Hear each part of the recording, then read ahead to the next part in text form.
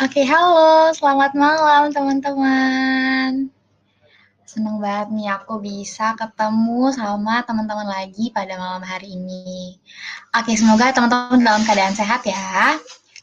Mungkin udah masih beberapa ada yang asing nih dengar suaraku, tapi nggak apa-apa, aku mau kenalan lagi biar mungkin teman-teman yang baru denger jadi bisa kenal aku juga. Jadi halo teman-teman, kenalin nama aku Dia dan di sini aku bakal menjadi host untuk Tabula Talks pada malam hari ini selama 1 jam ke depan.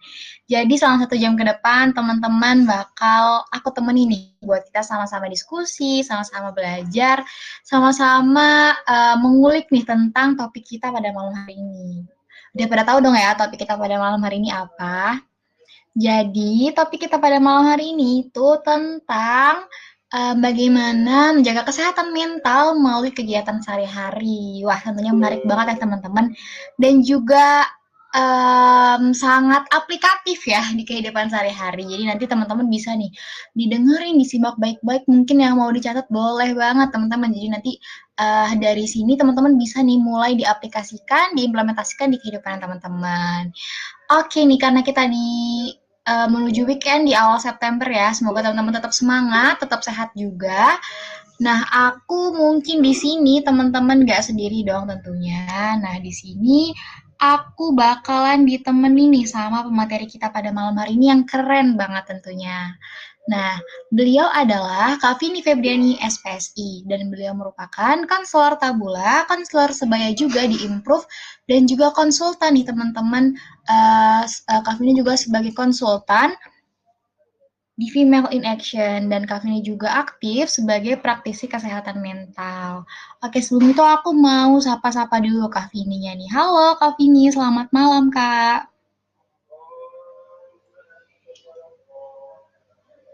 Ya, apa kabar semuanya? Selamat Uh, malam. Oke, Kak Vini gimana nih kabarnya Kak pada malam hari ini? Alhamdulillah baik, sudah kenyang tentunya ya. Oke Supaya Kak. bertenaga. Oke, nah Kak, kira-kira gimana nih Kak perasaannya mau ngisi Tabula Talks pada malam hari ini? Ini mungkin Tabula Iya, Talks kesekiannya ya Kak ya? Sebelumnya udah pernah iya, mengisi ya Kak ini juga. iya, betul dia. Tadi aku juga sempat baca di kolom komen dari respon beberapa teman-teman yang cara-cara yang dilakukan untuk mengatasi stres dan sangat variatif ya. Dan nanti juga bisa silahkan sharing juga dari teman-teman terkait dengan kegiatan yang dilakukan. Karena di sini sekali lagi nih sesi sharing, jadi kita bisa saling bisa belajar dari pengalaman orang lain ya tentunya. Bener banget nih Kak, aku juga tadi baca-baca komen-komen dari teman-teman keren-keren banget ya Kak. Ada yang ngedrakor, ada yang ngefangirl, ada juga yang baca Wattpad, lucu-lucu banget nih. Jadi nanti kita bisa sama-sama sharing ya teman-teman. Oke, bareng ditemenin sama Kak ini juga. Oke, mungkin teman-teman aku mau ingetin lagi nanti jadi Tabula Talks-nya kan 1 jam, tetapi setelah Tabula Talks-nya selesai, jadi jam 8 sampai jam 8.30 teman-teman masih bisa nih mau sharing, mau diskusi, atau mau tanya juga ke Kak Vini boleh banget. Nanti kita akan melanjutkannya di kolom diskusi ya, sama seperti biasanya. Oke, Kak Vini, mungkin Kak Vini sudah siap, Kak? Insya Allah sudah siap dia. Oke, insya Allah. Mungkin kita langsung aja mulai ya Kak ya, sebelum kita lebih Iya, mendalam lagi nih pembahasannya. Aku mungkin mau tanya dulu sih Kak, kan kebanyakan mungkin orang awam dan kebanyakan dari kita juga salah kaprah nih Kak tentang kesehatan mental. Nah, sebenarnya Kak definisi kesehatan mental yang sebenarnya tuh seperti apa sih Kak kira-kira? ya nih aku bisa sekalian masuk ya kalau gitu. Oke, biar biar apa namanya, biar terstruktur gitu pembahasannya dia. Banget Kak Vini, Halo? boleh Kak?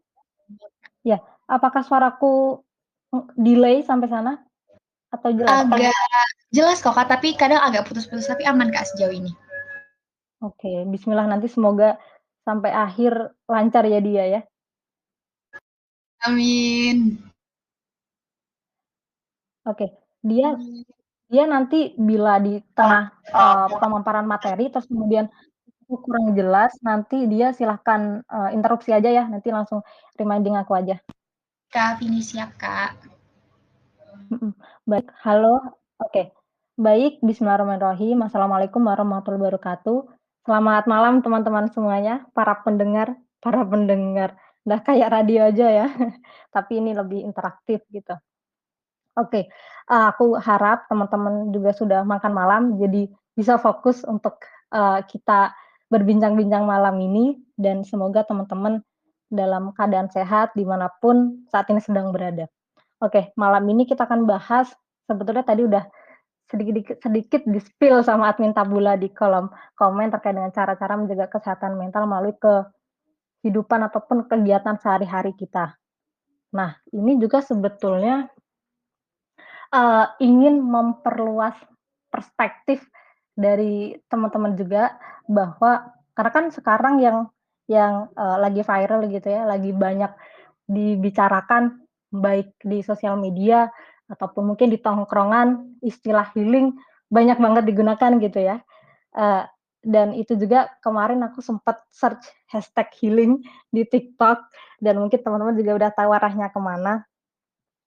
Bahwa betul yang paling banyak, keluar videonya adalah video traveling, driving, eee, bareng-bareng sama teman dan juga sendiri gitu.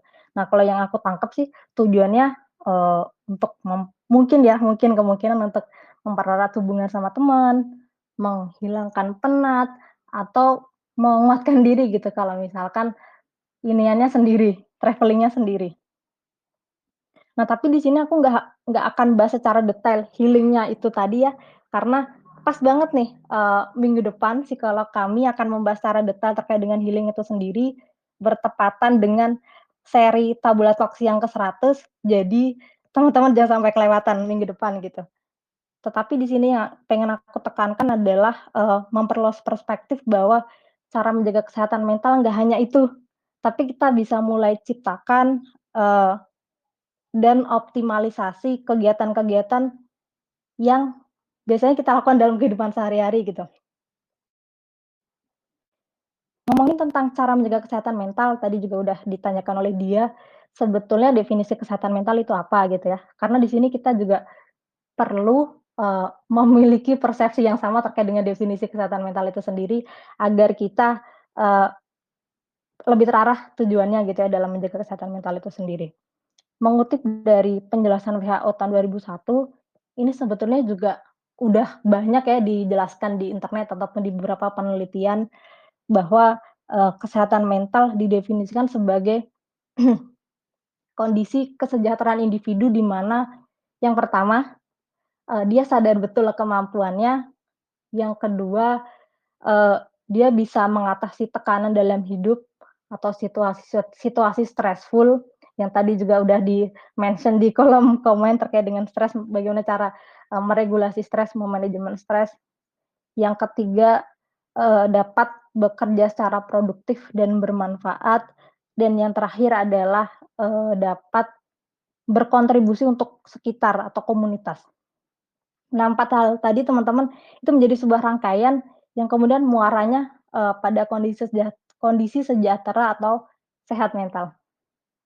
Oke, aku akan mulai bahas satu persatu aspeknya tadi, kenapa sih kok itu bisa berpengaruh ke kesehatan mental gitu ya, dan, aktivitas ataupun cara-cara yang aku lakukan dalam keseharian. Yang pertama, sadar akan kemampuan. Nah, riset dari John Mark Freundland dan Emily Eros tahun 2013, ini pada konteks pendidikan sih, menemukan bahwa remaja yang dia itu merasa kompeten eee, sama akademik, itu memiliki pencapaian belajar lebih baik dibandingkan remaja yang, eee, kurang merasa kompeten terkait dengan kemampuannya.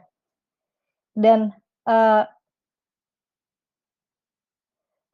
aku pun juga merasa itu valid sih, ketika aku merasa memiliki kemampuan tertentu dalam suatu bidang, baik itu akademik ataupun soft skill gitu ya. Itu tuh bisa merubah cara pandangku terhadap, eee, suatu kondisi ataupun keadaan yang mungkin menurut orang lain itu tuh suatu hal yang sulit, tapi menurutku bisa jadi sebuah tantangan gitu. Atau kalau nggak sampai jadi tantangan, at least agak tenang dikit karena ngerasa punya bekal ataupun sumber daya gitu. Akhirnya jadi kayak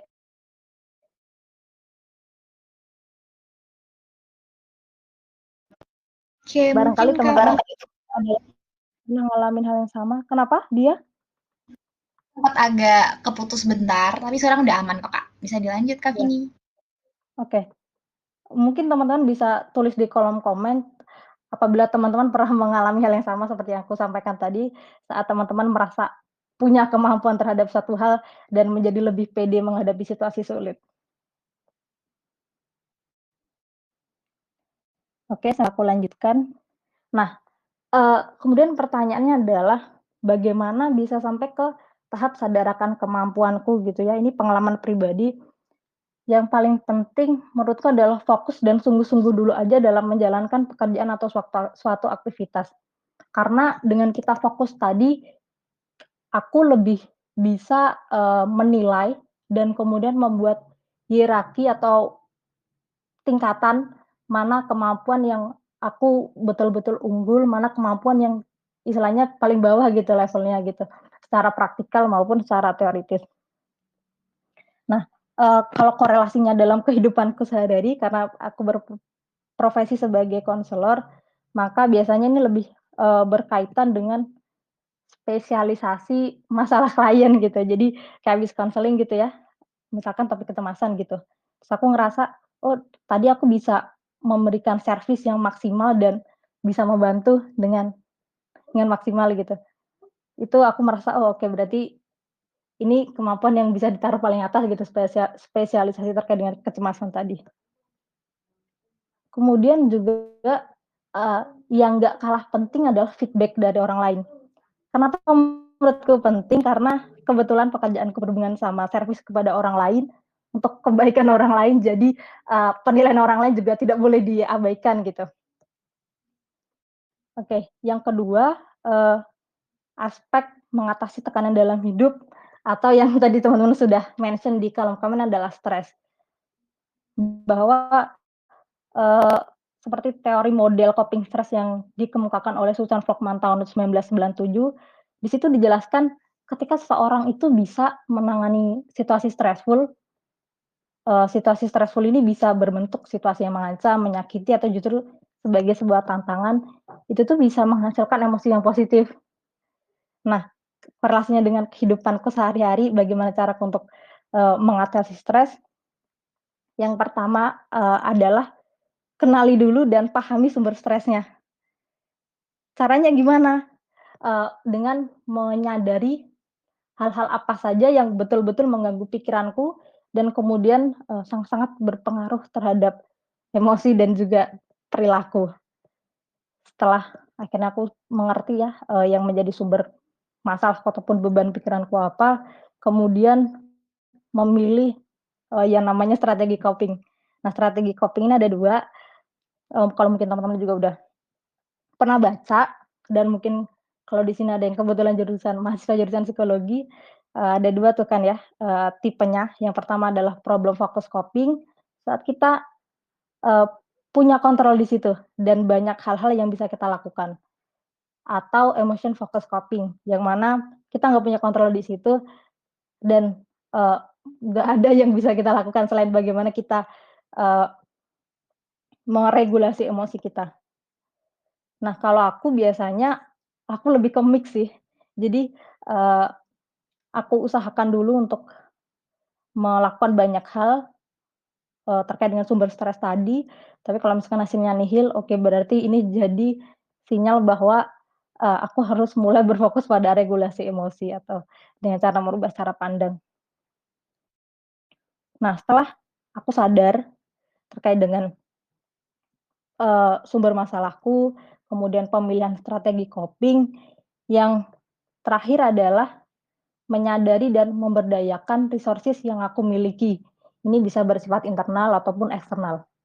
Dari segi internal, tadi sense of competence atau, kesadaran akan kompetensi, itu sangat berpengaruh juga dalam, menangani stres, regulasi emosi, yang seperti teman-teman juga sudah mention di kolom komen, ada yang, nonton drakor, ada yang dengerin lagu, dan lain sebagainya. Nah itu, bisa jadi resource teman-teman gitu ya dalam, menghadapi yang namanya stres. Nah resources ini juga bisa bersifat eksternal, eee, berupa dukungan dari, orang lain.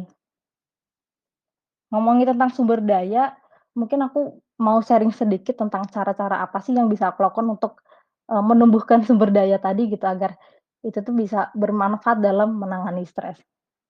Yang pertama, ini aku pengalaman pribadi ya, nanti jadi kurang lebih adalah berdasarkan apa yang aku alami. Yang pertama adalah menjaga aktivitas spiritual, kurang lebih sama seperti teman-teman muslim di sini yang dilakukan. Kemudian pertanyaannya kenapa menjaga? Karena menurutku dengan melakukan suatu hal yang terus-menerus itu, akan menguatkan, penilaianku ataupun kepercayaanku terhadap suatu hal. Selain itu juga mendapatkan penguatan yang juga berkelanjutan gitu, yang kemudian muaranya adalah resiliensi atau bangkit dari keterpurukan. Yang kedua adalah menjaga koneksi dengan keluarga dan teman. Ini mungkin teman-teman juga udah paham ya terkait dengan external resources. Nah, karena kebetulan aku 3 bersaudara dengan adik dan kakakku dan kebetulan kakakku ada di luar kota, hanya ada adik di sini. Jadi, kami betul-betul menyempatkan dalam satu hari itu harus telepon gitu ya, minimal satu hari, at least untuk cerita apa aja yang harinya sudah dilalui, atau mungkin saling berbagi kabar juga di sini, sampai pembahasan-pembahasan yang sifatnya berat gitu. Karena karena kebetulan umurku sama dia sama, jadi kita bisa lebih nyambung. Dan juga, eee, menjaga koneksi dengan teman juga penting ya teman-teman, karena aku pun juga sadar bahwa, eee, ya namanya manusia, keluarga gitu ya, kadang kan ya ada kesibukannya sendiri-sendiri, di mana kita nggak bisa untuk terutama kakakku ya, nggak bisa untuk menggantungkan dia sepenuhnya gitu ya ketika aku memiliki masalah, maka dari itu teman juga memiliki peranan yang sangat penting dan maka dari itu penting untuk dijaga koneksinya. Dengan cara apa? Ya kurang lebih sama, menghubungi gitu ya, saling bertanya kabar, walaupun nggak setiap hari, cara-caranya sebetulnya juga random sih, kayak misalnya reply di story-nya dia gitu. Dan oh ya, dan ini juga sih yang aku pahami bahwa menjaga konektivitas ini juga nggak harus nunggu seseorang tuh ngabarin kita, atau seseorang tuh ngubungin kita duluan. Kita juga yang harus berfokus pada orang lain. Dengan cara misalkan ya tadi sempat aku bilang reply story-nya dia, nanyain kabar dia, atau bahkan ketika, bantuan kita dibutuhkan, kita juga siap untuk bergerak ke sana juga gitu, jadi saling. Kemudian untuk meregulasi emosi, misalkan cemas gitu ya, salah satu cara yang aku lakukan yang pertama adalah aktivitas fisik. Jadi kayak misalkan, ketika banyak gitu yang difikirkan gitu ya, masa depan atau apapun gitu ya, jadi aku, eee, moving gitu, entah, misalkan melakukan aktivitas bersih-bersih rumah atau ya apapun pokoknya aktivitas fisik, eee, karena dengan aktivitas fisik itu tadi bisa mengalihkan perhatian dan juga, menurunkan tegangan. Itu aku merasa, eee, sangat-sangat bermanfaat. Nah, selain aktivitas fisik, biasanya juga, dengan teknik ini sih, teknik atur nafas, kalau mungkin teman-teman juga udah pernah baca di internet tuh ada, teknik 4-7-8 ya. Nanti mungkin bisa kita praktikkan kalau masih ada waktu. Teknik 4-7-8 tuh yang 4 detik kita tarik tarik nafas, terus kemudian 7 detik kita tahan, 8 detik kita keluarkan. Terus ada lagi juga nih yang kemarin baru aku praktikkan juga adalah praktik, teknik pernafasan dengan jari tangan. Jari tangan kita kan ada 5 ya. Nah, setiap naik ini tuh kita tarik nafas, kemudian di lembah-lembah ini kita turun, ya yang bagian bawah ini turun, kita keluarkan, terus naik, di ruas-ruas jari turun, begitu terus sampai jari kelima. Nah, pertanyaannya, berapa lama Kak menggunakan teknik pernafasan itu gitu? Bebas teman-teman, nggak ada, paten khusus terkait dengan, eee, waktu untuk teknik pernafasan ini, sesuai dengan kebutuhan teman-teman. Nah, kemudian untuk, emosi sedih dan juga marah biasanya aku lebih lebih bergeraknya ke yang pertama dulu yang dilakukan adalah memodulasi responnya, ngontrol responnya, agar pertama tidak menyakiti diri sendiri, menyakiti orang sekitar tentunya dan juga lingkungan. Biasanya kalau sedih, ya ya tadi sama seperti yang sempat disebutin salah satu teman kita di kolom komen dengan ya nangis gitu, ya betul gitu, ya nangis gitu, asalkan nggak berdampak negatif bagi siapapun. Terus kemudian juga kalau marah biasanya lebih ke diem gitu beberapa detik, setengah jam ada kali ya, diem gitu. Setelah agak tenangan biasanya baru bergerak ke penyelesaian masalah. Nah, yang keempat, mengkonsumsi makanan yang disukain atau minuman yang disukain. Ini sama kayak yang teman-teman lakukan gitu. Kalau aku suka makanan sebetulnya nggak ada spesifiknya sih makanan apa gitu, tapi yang penting yang pertama syaratnya adalah panas dan pedes. Itu tuh bener-bener aku ngerasa bisa menaikkan gairah gitu, bisa semangat gitu, energinya bisa langsung meningkat 100%. Dan juga kalau minuman kopi aku suka. Nah, tapi jangan dibayangin ya aku makan pedes dan panas kemudian langsung minum kopi, ya enggak juga, minumnya air putih dulu gitu. Terus kemudian yang terakhir yang aku lakukan adalah untuk penguatan ya, untuk, eee, internal resources tadi adalah inner speech, bicara dalam hati. Ini tuh sebenarnya mirip dengan self talk, tapi ini nggak bersuara, nggak dikeluarkan. Jadi kayak dalam dalam diri, kayak kayak sinetron Indosiar, kurang lebih demikian. Jadi, apa ya, kayak ngomong dalam diri tapi nggak dikeluarkan. Kayak misalkan yang biasanya aku lakukan adalah kalau ngerasa sulit gitu ya dalam me memahami suatu kondisi, biasanya yang aku lakukan adalah, "Bisa kok, bisa bisa. Ayo bisa kok, insya Allah bisa." Atau kalau enggak, kalau misalkan hari ini udah ngelakuin banyak hal gitu ya, ribet banyak hal, udah banyak yang dikerjain, kayak bergumam sendiri, "Hari ini aku progresnya banyak juga ya, banyak banget ya yang hari ini aku lakuin," kayak gitu itu.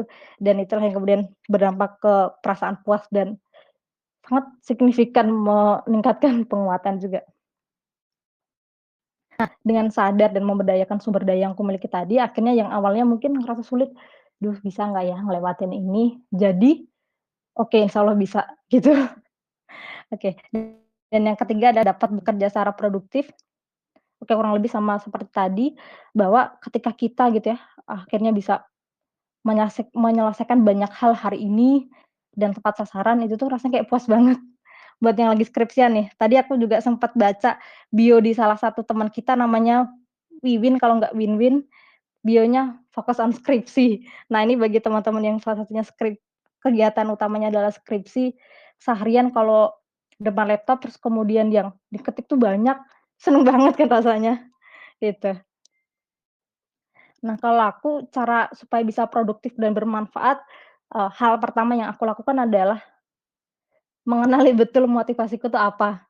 Misalnya nih ya, eee, menjadi pembicara di Tabula Talks hari ini gitu. Tentunya kan aku butuh persiapan ya. Nah, dalam prosesku menyiapkan itu tadi, aku harus ingat-ingat terus tuh motivasinya apa.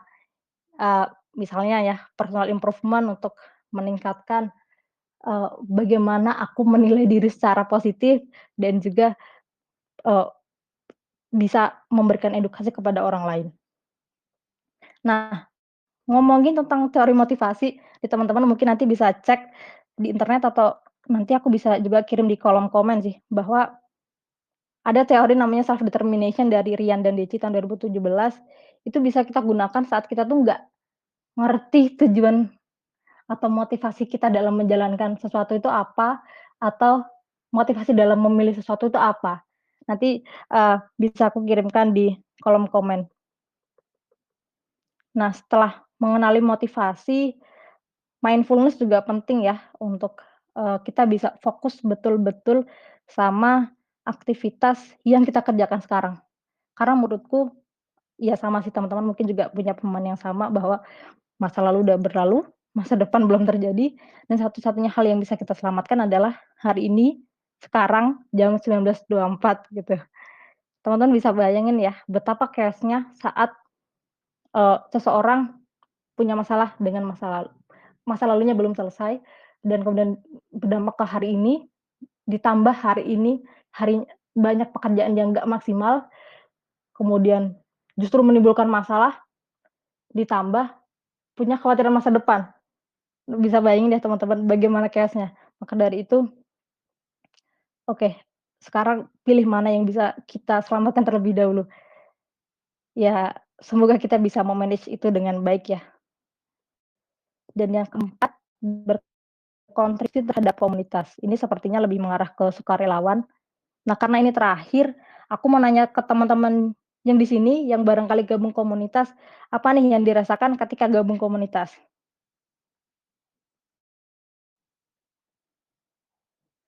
Mungkin bisa ditulis di Dan kolom mungkin kita chat. sambil tunggu. Oke, teman-teman boleh banget nih, gimana perasaannya bergabung dengan komunitas ya Kak Vini? Mhm, Iya nih teman-teman boleh banget sambil diramein di kolom chat nih, gimana sih rasanya bergabung sama komunitas ya? Kalau aku pribadi ya Kak, seneng banget sih Kak bergabung jadi sama komunitas. Terus berasa iya bener banget karena kan jadi berasa punya teman, berasa plong ya, keren banget nih. mhm mhm. Wah, iya, ya kebetulan aku juga bergabung komunitas juga dia, dan hampir berjalan 1 tahun, ya kurang lebih sama yang seperti teman-teman rasakan, rasanya bisa puas gitu ya, bisa berdampak bagi orang lain, mendapatkan relasi teman juga kan, berkoneksi dengan orang lain, dan yang paling penting adalah mengaktualisasikan diri gitu. Oke, karena tadi udah dijawab dan kemudian kita bisa berlanjut ke gimana sih cara untuk berkontribusi gitu ya dalam sebuah kelompok ataupun komunitas. Yang paling penting balik lagi ke poin pertama adalah kita sadari betul kemampuan kita apa, karena dengan kita menyadari kemampuan tadi, selain bisa, menangani situasi sulit, kita juga bisa berkontribusi secara maksimal di situ gitu. Kurang lebih demikian dia, aku kembalikan ke dia dulu sebelum Makasih. aku tanya jawab. Ya Vini, keren banget nih teman-teman. Tadi kita udah sama-sama dapat insight baru ya dan juga sharing-sharing nih dari Kak Vini terkait pengalamannya Kak Vini seputar dengan topik kita. Tadi juga kita sama-sama dengar definisi kesehatan mental ya Kak. Jadi udah dijelasin Mhm dari sama ini kesehatan mental itu apa, bagaimana. Terus juga tadi tips-tipsnya dari Kak Vini juga udah dijelasin. Dan juga tadi aku meng-highlight ya kayak ada dua metode mungkin ketika kita mau meregulasi emosi itu ada bisa ke problem fokus ataupun ke emotion fokus. Jadi teman-teman nanti mhm mungkin bisa di mix juga ya Kak Vini ya. mhm, betul. Iya, jadi mungkin bisa di mix juga ataupun nanti teman-teman habis itu setelah itu bisa menentukan mana yang perlu difokuskan lebih lanjut lagi. Keren banget nih Kak. Berarti kita tuh Mhm mhm. penting ya Kak ya memiliki daily rutinitas yang baik gitu Kak. Penting, ya karena, itulah yang kemudian kan dilakukan secara kontinu ya, dan dari situ, kita bisa merasakan manfaatnya atau dampaknya gitu. Mungkin kalau aku kaitkan lagi sama yang tadi, healing tadi gitu ya, dengan cara travelling atau driving, mungkin pertanyaannya adalah, apakah ketika kita punya masalah gitu ya, atau kita merasa, berada pada situasi stressful, kita travelling, kita langsung driving gitu, kan enggak ya, gitu. Jadi Iya. mengoptimalkan aktivitas-aktivitas sederhana di rumah atau di keseharian.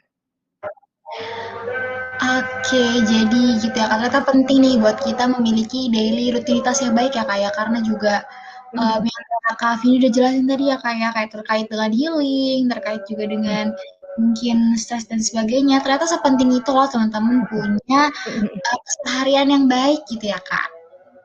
Iya, Oke, mungkin tadi juga aku sempat highlight nih kalau misalnya Kak Vini kalau misalnya lagi stres suka banget makan makanan pedas dan panas. Wah, itu favorit ya Kak. Apalagi kalau mungkin perempuan yang betul suka masak ya Kak ya. Bener kayaknya kalau betul. misalnya lagi sedih makan pedas itu aduh favorit banget. Bener Mhm kalau mhm. gitu mungkin aku izin bacain ada pertanyaan anonimus nih Kak. Boleh aku bacain langsung Mhm, pertanyaannya? Oke boleh. Kak, aku izin bacain ya Kak. Ini ada pertanyaan anonimus. Jadi begini pertanyaannya. Halo Kak, mau nitip pertanyaan tapi anonimus ya. Tadi sempat dijelasin nih salah satu cara untuk ngatasin stres itu dengan makan makanan yang disukai. Nah, kalau Mhm makan makanan yang disukai itu untuk mengatasi stres, apakah mirip dengan stress eating Kak? Mungkin seperti itu Kak mhm ini. mhm mhm mhm. Iya, oke. Sebetulnya yang masalah makanan-makanan tadi adalah untuk, meningkatkan energi. Jadi kadangkala kan ketika seseorang memiliki permasalahan atau berada pada situasi stressful, kayak nggak punya energi gitu, nggak punya semangat menyelesaikannya atau merasa itu tuh sulit banget. Nah, kalau aku pribadi, pengalamanku pribadi dengan, makan makanan itu tadi adalah untuk meningkatkan, gairah, meningkatkan, yang namanya energi supaya, eee, dalam keseharian, aku bisa bergerak pada progres-progres ataupun planning-planning yang sudah aku buat. Jadi bukan kemudian menjadi pelarian akhirnya makan makanan seperti itu, tidak ya, tapi lebih kepada tujuannya untuk meningkatkan energi dan juga gairah supaya lebih bersemangat mengawali hari, kurang lebih demikian. Wah, menarik banget ya. Ternyata mungkin hubungannya lebih ke ini ya, kayak makan itu untuk meningkatkan energi seperti itu ya, kayak. Jadi bukan Mhm, mengarah ke stress eating seperti itu. mhm Mungkin mhm. semoga menjawab ya ini yang Aninimus yang bertanya. Oke, mungkin aku ada pertanyaan lagi nih Kak dari Kak Dimas. Aku izin bacakan ya Kak. Oke, jadi Siap. pertanyaannya, halo Kak, mohon izin untuk bertanya mengenai gimana sih caranya kita menghadapi tekanan hidup entah dari kampus, keluarga, Mhm teman berbarengan, sehingga mhm membuat produktivitas tuh turun drastis karena kepikiran tekanan yang dihadapi. Nah, mungkin mhm seperti itu Kak pertanyaan dari Kak Dimas. mhm mhm mhm. Oke oke. Yang paling penting adalah, tadi kan kayaknya permasalahannya banyak ya dari kampus, keluarga, teman, dan segala macam. Eee, Dimas mungkin bisa buat semacam kayak rating gitu ya, mana masalah yang paling mengganggu, yang paling sangat-sangat membebani pikiran gitu ya. Nah itu yang kemudian diintervensi pertama, kemudian nanti kalau udah selesai baru intervensi yang masalah yang kedua, masalah ketiga, dan yang selanjutnya gitu. Nah setelah udah ketemu nih yang paling mengganggu ini, tadi sempat aku sampaikan adalah karena udah sadar ya masalahnya apa, dan yang kemudian pahami apakah Dimas memiliki kontrol di situ atau Dimas punya nggak, atau Dimas masih bisa nggak ngelakuin cara-cara untuk, menangani masalah tersebut gitu. Kalau misalkan emang bener-bener nggak bisa, udah dilakukan segala macam, terus kemudian hasilnya nihil, nah itu kemudian menjadi sinyal bahwa yang kemudian kita kita, fokuskan adalah bagaimana kita meregulasi emosi. Kadang kala seseorang beranggapan bahwa, oh menangani stres adalah ketika kita bisa merubah orang lain, ketika kita bisa merubah lingkungan gitu. Enggak, kita juga perlu sadar bahwa, ada hal-hal yang bisa kita kontrol, ada hal-hal yang nggak bisa kita kontrol. Ketika kita sadar bahwa, oh ternyata udah banyak hal yang kita lakukan, misalkan kalau masalah sama temen ya, kita udah bicara baik-baik dan segala macam untuk menyelesaikan masalah dan ternyata tetap hasilnya nihil, maka itulah kemudian menjadi sinyal bahwa kita fokus ke regulasi emosi kita, dan itu juga bentuk penyelesaian masalah juga gitu. Nah ini juga yang tadi sempat aku bilang, mungkin kekeliruan juga di sekitar kita, bahwa penyelesaian stres adalah harus dengan merubah orang lain atau merubah lingkungan gitu. Itu tadi, yang kedua, pahami betul apakah punya kontrol ataupun cara-cara yang masih bisa dilakukan ada atau enggak gitu. Nah yang ketiga adalah menguatkan internal ataupun external resources. Eksternal ya bisa keluarga ataupun teman yang lain yang bisa dijadikan untuk support system. Nah kalau internal resources, pahami betul, eee, kelebihan-kelebihan yang Dimas miliki itu apa.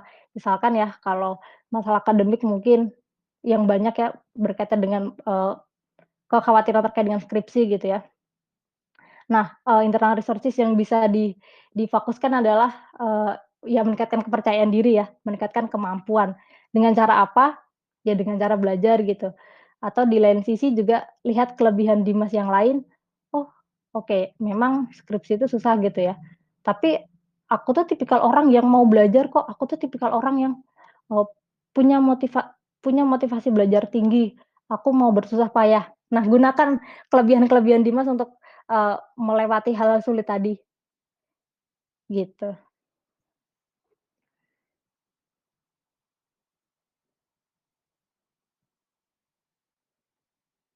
Iya, halo Dia, apakah Oke Kak udah Vini, maaf jelas? ini agak udah Kak udah jelaskan tadi sinyalnya agak error Kak di sini.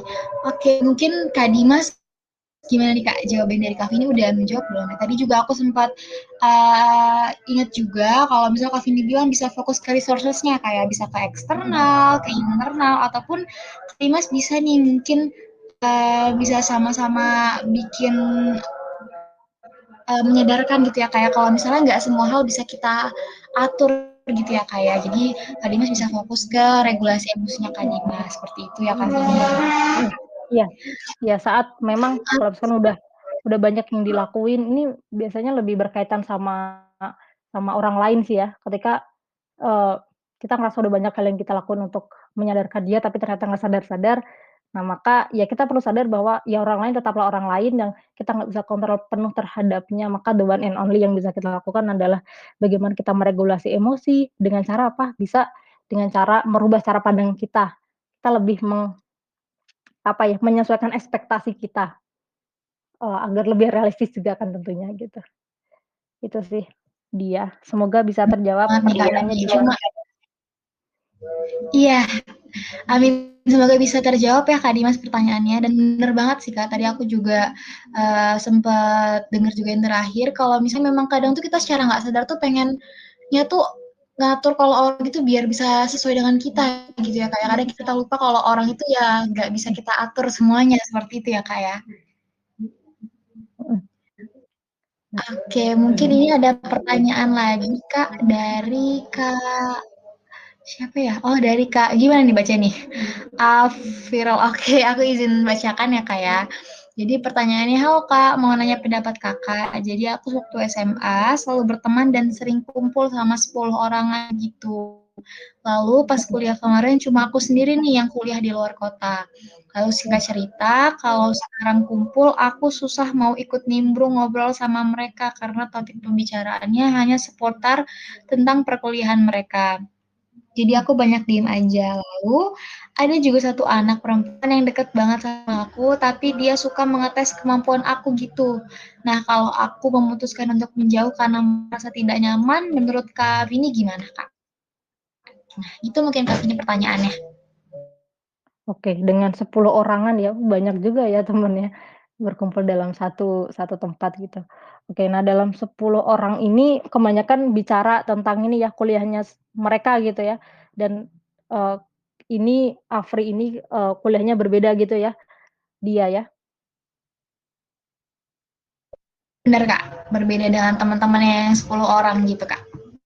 Mhm mhm. Oke, eee, ya sebetulnya memang kalau kita lihat secara netral ya, aku secara netral, ya kemungkinan wajar ya karena ya mereka dalam satu lingkungan yang sama, kampus yang sama, tentu yang bahan yang dibicarakan tentu akan lebih banyak gitu, yang mungkin ketika ketemu akhirnya ngomonginnya itu lagi itu lagi itu lagi gitu. Nah, mungkin sebelum kemudian untuk memutuskan, menjauh gitu, dari Afri ini sendiri, cara-cara yang sudah pernah dilakukan apa? Apakah mungkin karena kan aku mikirnya gini ya, dalam satu circle gitu pasti ada satu satu orang yang disegani gitu, atau satu orang yang di ya istilahnya dianggap sebagai leader gitu. Nah mungkin coba tuh ajak ngobrol gitu, kalau misalkan masih ingin mempertahankan gitu ya. Karena, ya namanya teman pasti udah berhubungan lama juga, dan pasti juga banyak ya, memiliki keterikatan juga gitu.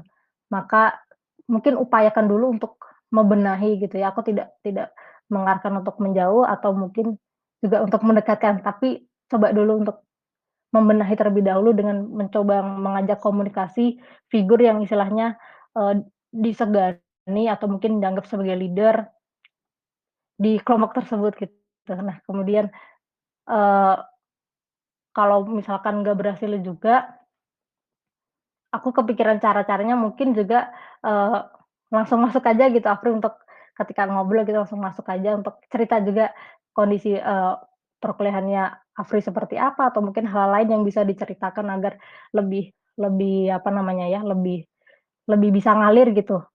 Karena kadang karena mereka satu lingkungan jadi mereka tiba-tiba nyaut nyaut nyaut nyaut gitu kan, gitu. Terus, ya tadi coba diupayakan untuk dibicarakan terlebih dahulu dan ya kalau misalkan nggak berhasil gitu ya, mungkin bisa dibuat pertimbangan juga kalau akhirnya keluar dari grup tersebut, eee, dampak-dampak positif yang didapatkan apa, ataupun yang dirasakan apa gitu. Karena Ya aku menyadari barangkali mungkin Afri juga sudah lama bertemannya dan itu menjadi support system juga gitu. Terus tadi masalah ada salah satu teman yang mengetes kemampuan, oke, ini sebenarnya juga ya pernah aku temui juga gitu ya dalam keseharian gitu. Eee, ya mungkin balik lagi ke bagaimana Afri Afri ini memaknai itu ya. Mungkin kalau memaknai itu sebagai bentuk untuk ngetes, mmm, mungkin bisa direspon balik, ngetes balik gitu, gitu. Jadi, "Oh kamu ngetes, coba tes balik," gitu ya. Jadi, ya kadang kita nggak pernah tahu ya, maksud seseorang itu apa gitu.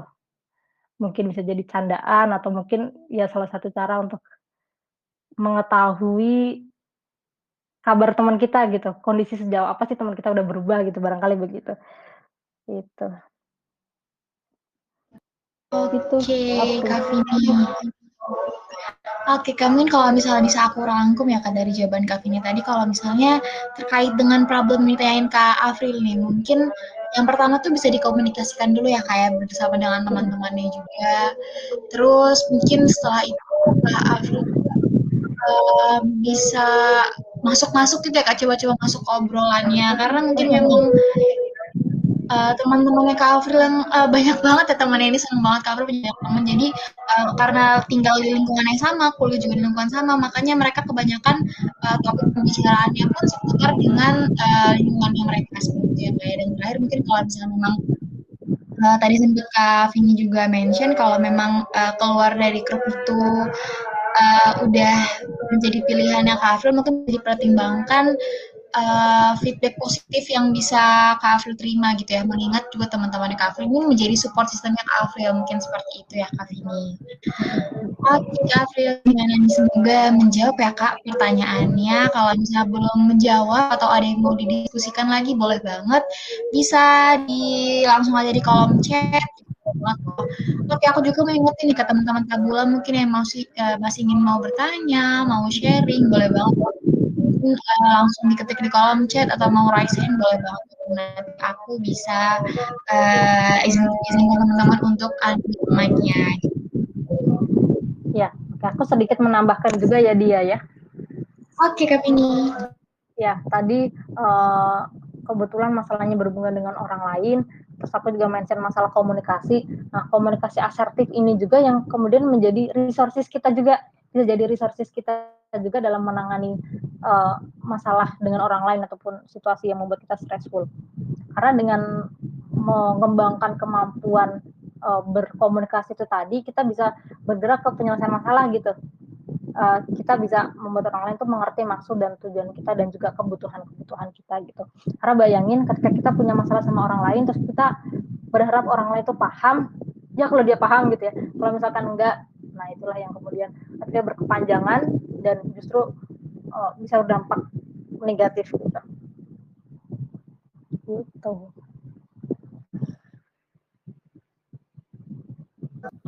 Baik, mungkin dari Kak Vini sudah ya Kak ya?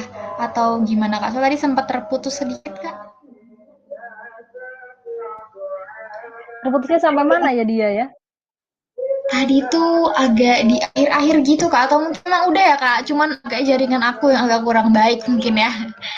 Oke, mungkin kita lanjut nih Kak di pertanyaan Kak Dimas. Boleh nih Kak satu pertanyaan dari Kak Dimas. Oke Kak Dimas mau nanya lagi nih. Jadi Kak aku mau tanya satu lagi dong gimana sih tipsnya supaya ketika baca buku tuh nyaman, enak, dan bahkan masuk apa yang dimaksud dari buku tersebut. Soalnya aku tipe orangnya tuh suka pendengar dibandingkan baca, lebih cepet mendengar dibandingkan membaca.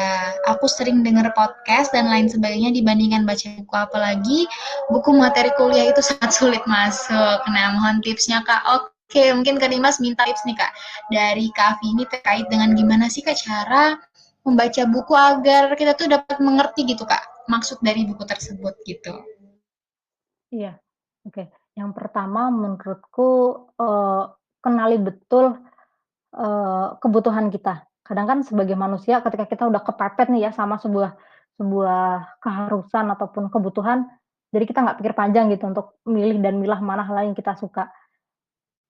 Maka yang mungkin aku bisa sampaikan adalah pertama kenali betul, eee, kebutuhan-kebutuhan atau hal-hal yang perlu dipenuhi.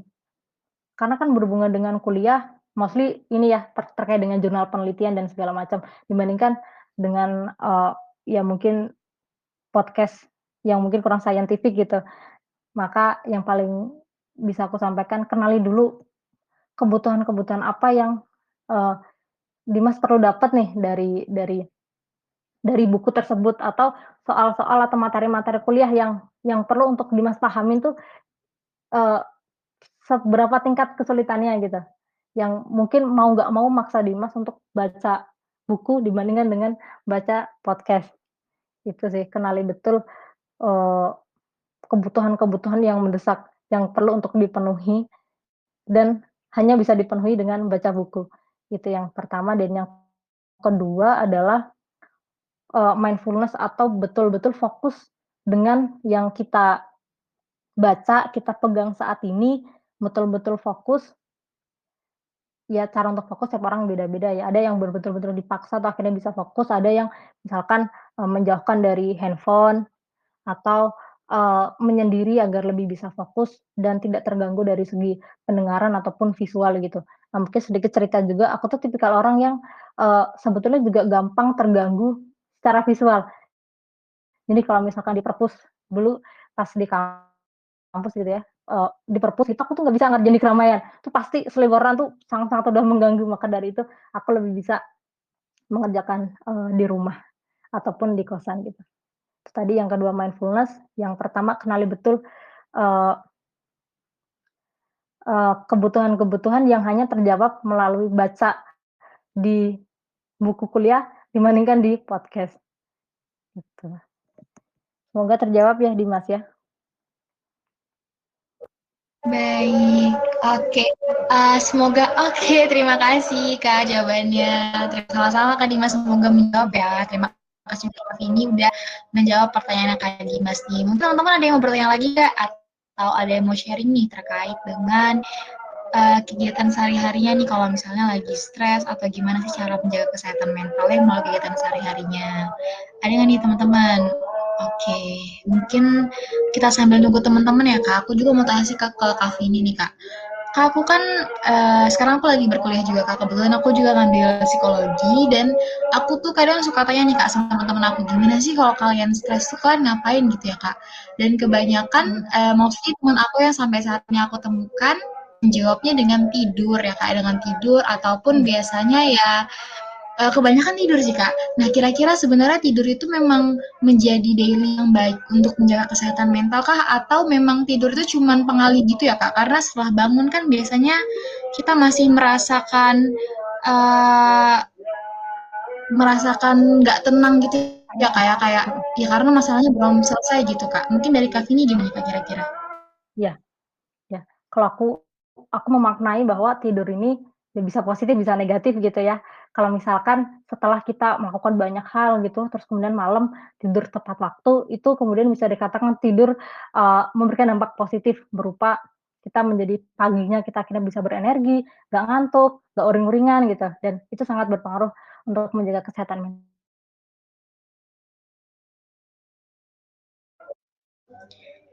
Oke Kak Vini. Oke Kak, jadi aku paham sekarang. Makasih ya Kak jawabannya. Mungkin karena kita masih punya waktu nih Kak, kira-kira dari Kak Vini sendiri, kan tadi kayaknya aku juga sempat ingat Kak Vini mau ngajak breathing exercise gitu ya Kak. Kira-kira mau sekarang kah atau gimana ya Kak? Sambil kita mungkin nunggu teman-teman yang mau bertanya lagi nih. Iya, boleh banget. Jadi mau bertanya boleh banget ya. Atau Sorry, kita sambil menunggu. Iya, Kak Vini. Gimana Kak? ini tadi ini tadi internetku bermasalah, jadi aku sekarang join di HP. Tadi aku sebetulnya jawabnya belum selesai, yang masalah Oh tidur iya Kak tadi. Vini. Oke, Kak mungkin boleh dilanjut dulu ya Kak ya. Oke, ya. Jadi secara sederhana tidur ini bisa dimaknai dua hal, bisa berdampak positif atau juga bisa berdampak negatif. Berdampak positifnya apa? Ketika kita udah selesai nih ya, kita udah selesai ngerjain tugas banyak hal atau beraktivitas banyak, kemudian kita malam tidur tepat waktu, dan paginya kita bisa jadi bugar, segar, dan nggak pusing gitu ya, nggak uring-uringan. Nah, itulah kemudian yang bisa dikatakan tidur berdampak positif bagi kesehatan mental. Akan tetapi ketika tidur ini dijadikan sebuah pelarian gitu ya, pelarian berharap masalah bisa selesai sendiri gitu misalnya, atau udah nggak tahu, udah tidur gitu. Nah, inilah kemudian bisa dikatakan tidur ini berdampak negatif karena menjadi alternatif, eee, penyelesaian masalah yang negatif gitu melalui avoidance tadi. Baik, Kak Vindi, bener. Jadi makna tidur tuh tergantung ya, Kak, ya. Jadi kalau misalnya memang tidurnya untuk istirahat mungkin nggak apa-apa ya, Kak, ya. Oke, jadi aku sekarang paham, Kak.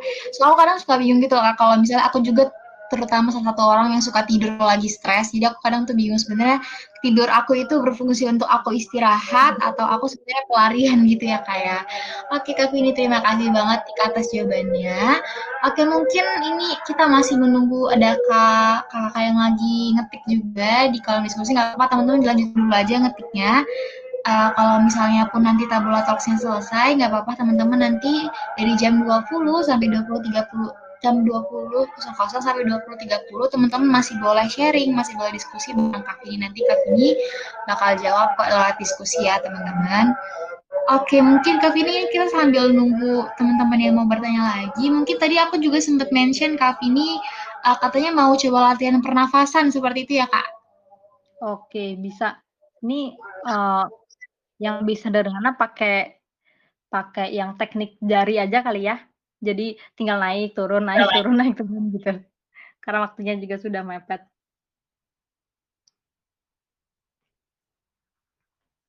Boleh banget Kak Vini, mungkin bisa kita coba ya teman-teman tabula juga nih mungkin di rumah bisa sambil coba-coba latihan pernafasan. Jadi ntar kalau misalnya stres bisa nih dicoba latihan pernafasan dari Kak Vini nih. Oke. Oke, suaraku jelas ya? Ya. Kak Vini jelas. Oke, kita bisa mulai ya.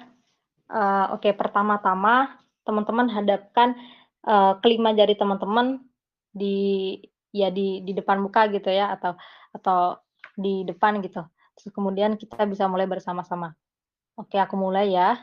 Yang pertama, kita naik, tarik, keluarkan, tarik, keluarkan, tarik, keluarkan, tarik, keluarkan. Rileks, tarik, keluarkan. Oke, kita mulai lagi ya, balik lagi ke ibu jari. Tarik, keluarkan. Tarik, keluarkan. Tarik, nafasnya tarik, keluarkan. Nafasnya tarik, keluarkan. Nafasnya tarik, keluarkan. Oke, ini ada yang nanya jarinya. Oke, jadi yang ditarik tuh nafasnya, eee, tangan teman-teman yang kanan itu bisa digunakan untuk menunjuk ke jari. Jadi ke ibu jari ke atas, tangannya ikut ke atas, nafasnya ditarik. Kemudian sampai kepada ruas jari tangan yang kanan, jari yang kanan ikut turun, nafasnya dikeluarkan. Terus kemudian tarik lagi ke atas, nafasnya tarik, habis itu turun, turun lagi ke jari manis, tarik, nafasnya ditarik, ke ruas jari, keluarkan. Tarik lagi, nafasnya keluarkan. Kemudian jari yang kelingking, naik, tarik, kemudian keluarkan. Oke, kita bisa mulai sekali lagi kali ya, dia, atau bagaimana? Kak, boleh Kak Vini sekali lagi kita coba ya Kak. Oke, iya, kita mulai lagi ya teman-teman. Jadi, oke, mungkin tadi instruksinya kurang kurang detail ya. Jadi, dari teman-teman yang kiri, itu digunakan, eee, untuk untuk ya sebagai sebagai, eee, pedoman, dan juga jari yang kanan digunakan digunakan untuk menunjuk. Jari yang kanan untuk menunjuk, jari yang kiri digunakan untuk pedoman. Nah, jari yang kanan mari kita mulai bersama-sama, naik ke ibu jari. Ibu jari naik, ibu jari ke ruas jari turun, keluarkan nafasnya. Ibu jari sorry, Jari yang selanjutnya naik, tarik nafas, habis itu turun lagi, keluarkan nafas. Jari tengah naik, tarik nafas, keluarkan. Jari manis, tarik, keruas jari, keluarkan. Jari kelingking naik, tarik, menuju ke bawah, keluarkan. Demikian seterusnya hingga teman-teman merasa tenang gitu ya, nanti bisa dipraktikkan di rumah. Oke, ini ada pertanyaan baru dia. Oh iya Kak Vini, mungkin dari Kak Vini mau langsung jawab aja nggak apa-apa Kak? Atau aku izin bacakan dulu aja kayak pertanyaan dari Kak Afril. Mungkin ini pertanyaan terakhir dari diskusi kita. Nanti selanjutnya kalau teman-teman mau ada yang bertanya lagi, boleh banget. Nanti kita lanjutkan di kolom diskusi. Mungkin begitu ya Kak? Betul. Oke, Kak, aku izin bacakan ya, ini pertanyaan dari Kak Afril. Nah, Kak, gimana sih Kak caranya mempertahankan diri agar tidak terpengaruhi lingkungan sekitar? Misalnya ada bicaranya yang tinggi karena sebelumnya jarang ke-trigger, karena di lingkungan rumah suka pada ngegas, dalam hati juga udah memperingati buat ngomongnya pelan-pelan, tapi tetap aja keluar ngegas, padahal sebelumnya nggak gitu. Mungkin gitu Kak pertanyaan dari Kak Afril. Iya. Oke, ini berada di lingkungan di mana banyak orang yang nada suaranya tinggi gitu ya, kemudian berdampak kepada emosi. Jadi kalau bicara mengenai regulasi emosi, ada 5 cara yang bisa dilakukan seseorang untuk meregulasi emosi. Yang pertama, berfokus pada, eee, penyebab dari emosi tersebut gitu. Nah, ini ada 2, yang pertama adalah menyeleksi lingkungan ataupun situasi-situasi yang membuat kita merasa, beremosi, dan yang kedua yang masih berkaitan dengan sumber emosi, memodifikasi, sumber emosi. Nah, yang menyeleksi tadi misalnya, eee, nada suaranya tinggi begitu ya, maka, eee, ya mungkin sebisa mungkin adalah menghindari gitu, eee, menghindari ya mungkin orang tersebut ataupun masalah-masalah yang membuat orang lain bisa bernada tinggi gitu. Terus yang kedua memodifikasi, situasi adalah dengan, eee, ya oke ketika ketika dia marah mungkin, eee, Afri bisa sambil sambil mungkin baca buku atau mungkin sambil ya melakukan hal lain agar tidak terlalu terlalu memberikan dampak secara langsung kepada Afri.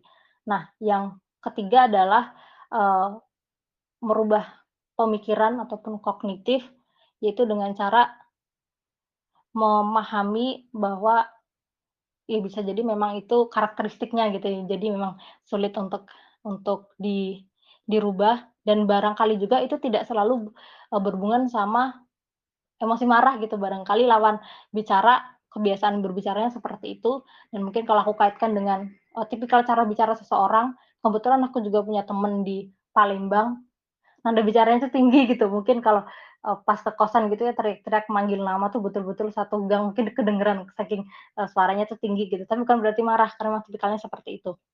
Nah yang keempat adalah, eee, mendistrak. Jadi mungkin, ketika mungkin dia dia dengan nada tinggi itu tadi, lakukan hal yang bisa mendistrak gitu setelahnya. Mungkin dengan kemudian baca baca Wattpad atau mungkin nonton YouTube atau dengerin lagu yang kira-kira bisa mendistraksi emosi tadi gitu. Nah, yang terakhir adalah mengontrol respon.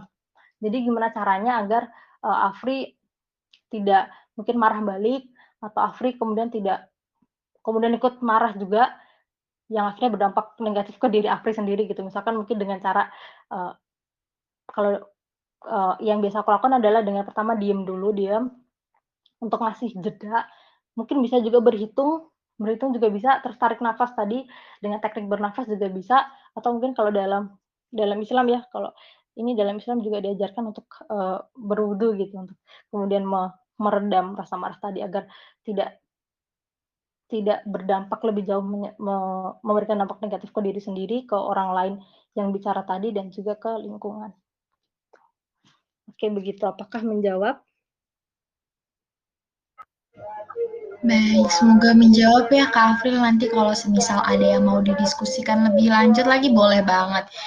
Tetap dipantengin di diskusi Tabula Talks-nya setelah jam 8 ya teman-teman. Jadi ntar kalau misalnya ada yang mau tanya, ada yang mau sharing, masih boleh banget loh teman-teman sampai jam 20.30. Nanti Kak Vini bakal jawab nih pertanyaan teman-teman. Oke, terima kasih mungkin Kak Vini yang sudah tadi juga udah sharing sama kita, udah ngasih tips juga nih sama teman-teman juga. Aku mau ucapin terima kasih banget buat Kak Vini pada malam hari ini. Nah, mungkin karena waktunya juga udah mepet ya, Kak. Aku mau ini dong, Kak, minta mungkin closing statement dari Kak Vini terkait dengan topik kita pada malam hari ini, Kak.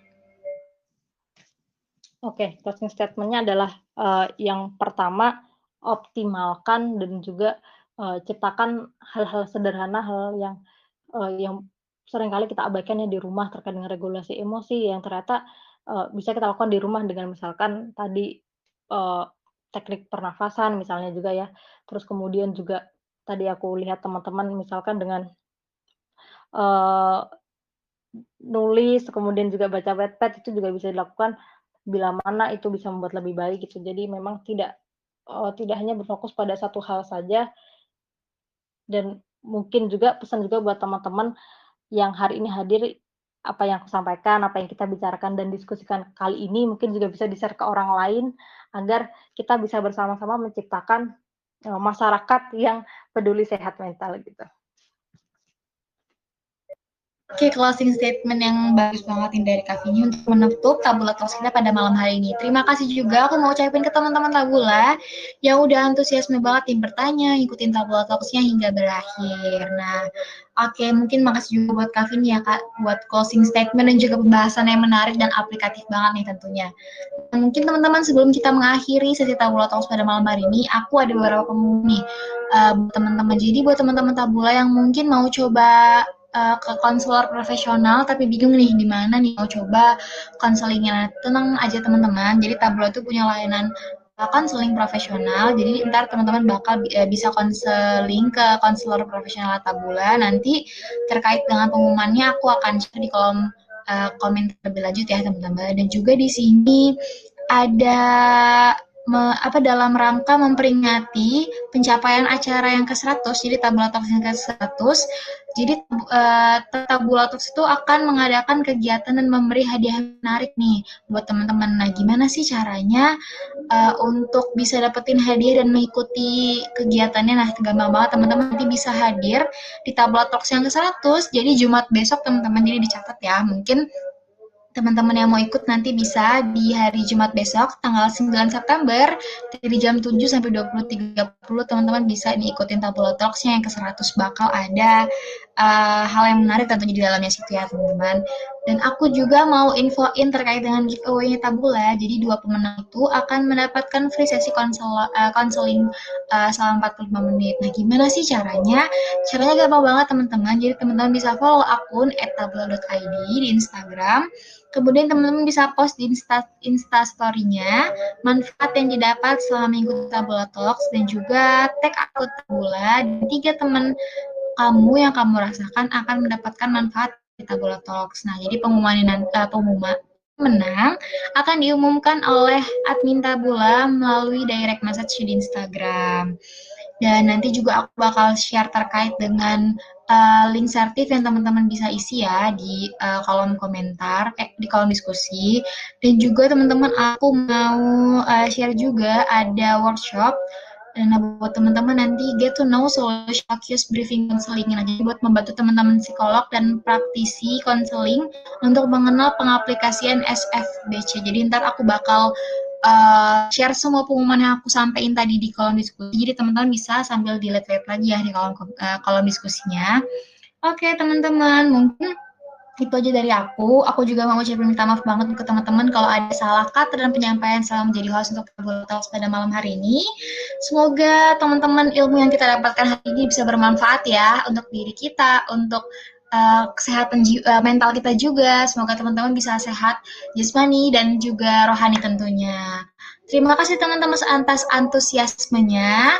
Jadi kita bisa lanjutkan diskusinya di kolom Tabula Talks-nya hingga 20.30 ya teman-teman. Sekian dari aku. Selamat malam teman-teman. Sampai jumpa di Tabula Talks berikutnya. Dadah. Terima kasih teman-teman semuanya.